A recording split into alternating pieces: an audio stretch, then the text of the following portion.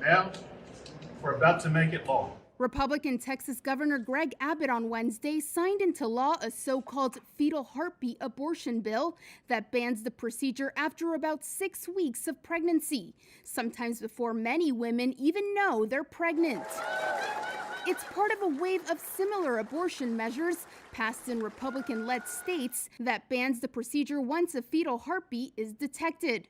The lawmakers who support such legislation have said it's intended to overturn Roe v. Wade, the U.S. Supreme Court's 1973 landmark ruling that guaranteed a woman's right to end her pregnancy.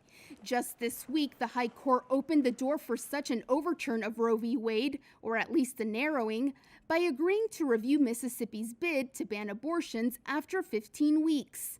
Our creators endowed us with the right to life, and yet millions of children lose their right to life every year because of abortion. In Texas, we work to save those lives. The Texas law, which would take effect in September if it's not stopped by a court, allows citizens to bring a civil lawsuit against doctors or anyone who helps a woman get an abortion once a heartbeat is detected.